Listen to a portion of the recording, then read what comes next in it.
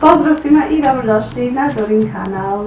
Danas ću vam pokazati par boho frizura koje su super za ljeto, neke festivale, koncerte ili eto da nosite kad god poželite.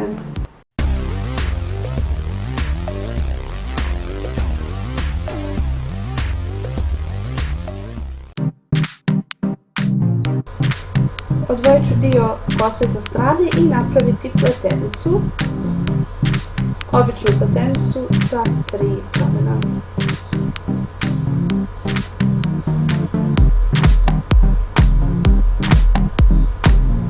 Malo ću je razvući.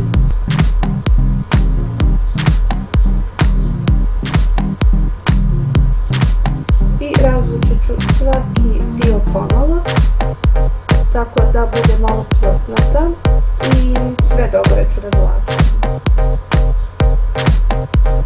Istu ću stvar uraditi i sa drugom stranom.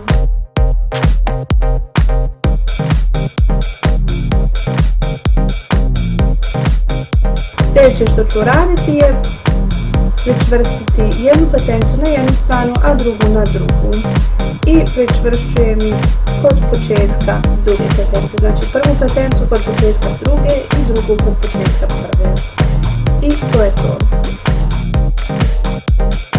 Ono što možete još uraditi je zavezati 2 repa sa strane i to vam je drugi boho stil.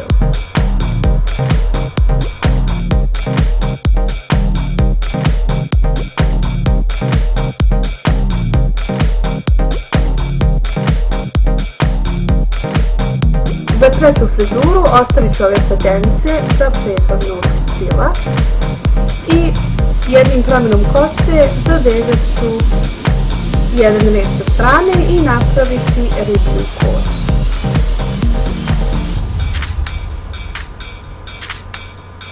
Znači uzela sam pramen iz kose i omotala ga oko repa i pričvrstila šnalom. Malo ću razvući ovu pletenicu i gore isto izvući ću da bude malo neuredno i isto ću uraditi i sa drugom stranom.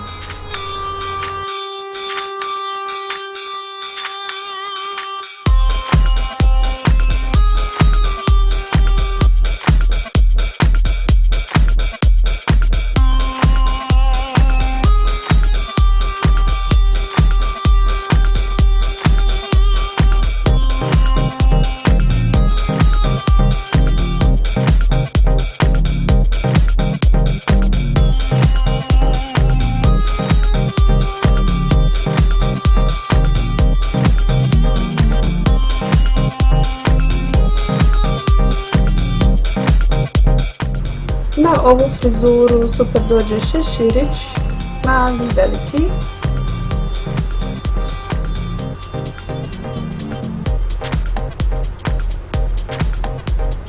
Ili čak neka traka, kao na primjer ova.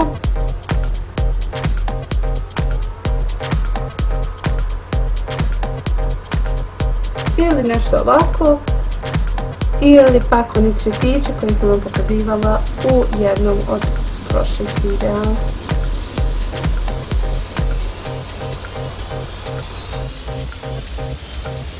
Za sljedeću frizuru uzmite svoje pletenice i zamotajte je oko trake. Kao za frizuru koju sam vam pokazivala u jednom od svojih prošlih videa, a link će biti ispod ili kod ovog videa. Kada stavite sve pletenice okolo, stavite žičanu šnalicu i to je to.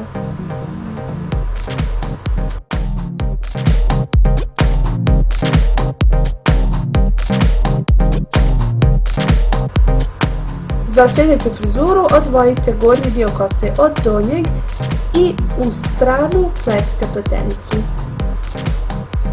Znači ne pletete ravno nego u stranu, tako da vam bude sa jedne strane.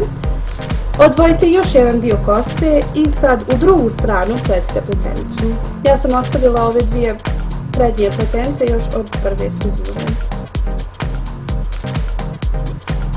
Kada zavežete, malo razvucite pletenicu, kao što smo radili kod prethodnih.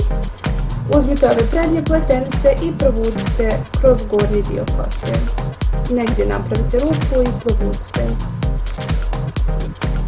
I to je jedan način.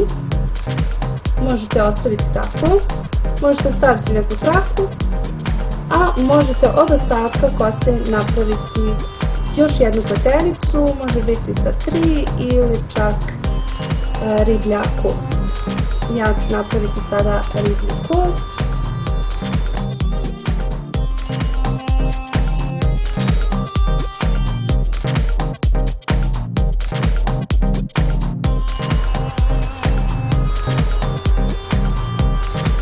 Malo ću je razvući, izvući ću svoje šiške i to bi bilo to. Znači imate 3 pletenice koje su različite, jedna je deblja, jedna je tanja i jedna je riblja kost.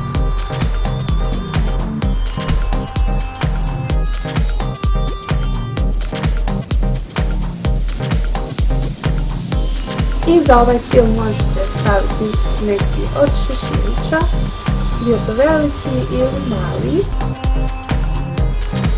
A što još možete uraditi sa ove 3 pletenice je da ih upletete u jednu veliku pletenicu, pričvrstite gumicom za kosu i malo razvučete. I to bi bila neka neobična pletenica. Hvala vam svima na gledanju i vidimo se u jednom od sljedećih videa. Ćao!